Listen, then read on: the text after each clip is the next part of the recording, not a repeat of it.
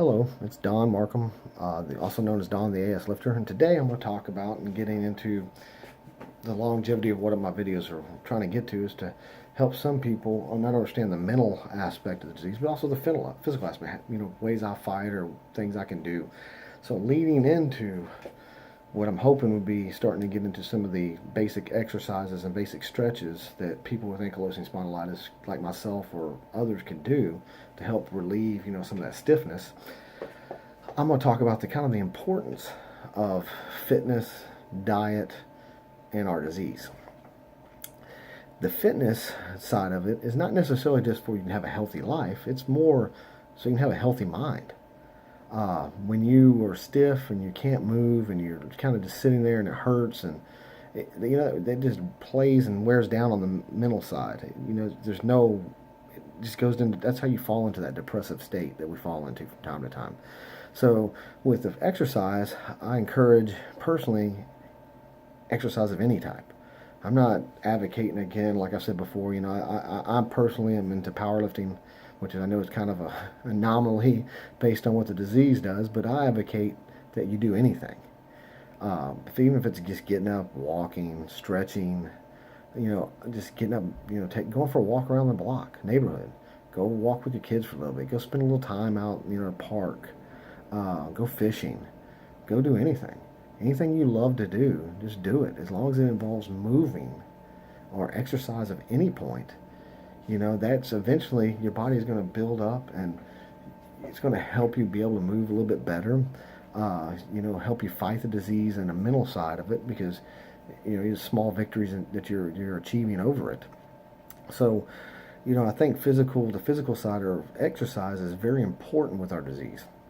So I advocate just doing whatever you can. Start at one point, and again, I'm going to try to do videos getting to the basic stretches that will help your neck muscles, your spine, your hips, your legs, things that usually will stiffen up on us, kind of how you start getting some movement there. And as you move and as you're able to move, and keep in mind, I understand some of us have fusion, and our movement is going to be very limited.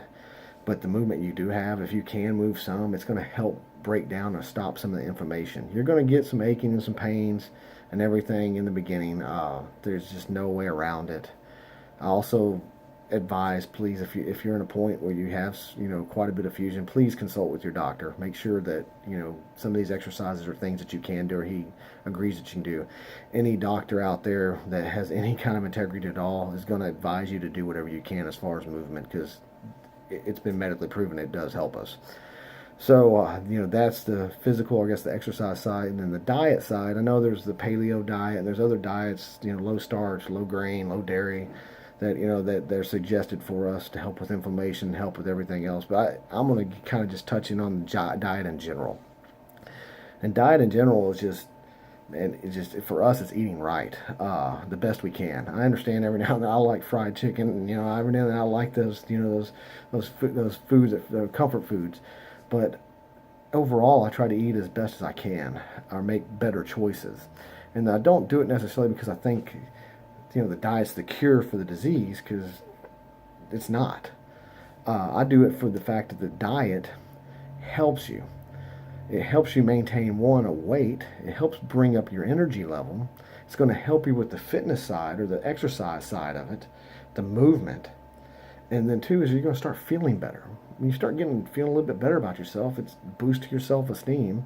You get that small victory. It helps with the mental battle, and it just keeps compounding. And then you can hopefully keep taking it to the next level, and then winning your victories, and then start get your life back. So that's kind of what I mean by the diet side. There has been proof that with some of the people out there, there is proof that some of the, like the paleo diet, some of these diets do help with controlling the inflammation. Not going to deny that. Me personally, I don't know enough about it. I'm not a dietitian. I'm not going to really touch into the scientific side of it because I don't really know enough to to tell you an educated answer or educated format on it. But I will tell you, diet as a whole is just a smart thing to do. It helps us. And also going to control some of the other things, other issues we have. And with diet, for me, the main thing I try to stay away from is the processed foods. It comes in a box, comes in a package. It's just, kind of what some people consider fake food. I try to stay away from as much of that as possible. And just try to make better choices on the food when I do have to eat out that I'm not eating at home. Again, this is Don Markham. Hopefully this was a little bit informative. Hopefully my next video I'll start getting into more of the exercise routine and start out with the basic stretching first. Again, you can follow me here. If you like what you're seeing, please click that subscribe button. Stay tuned, and then follow me on Instagram at Texas Markham. I'm also in Facebook under Don Markham, A Fitness Journey with Ankylosing Spondylitis. Thank you. Bye.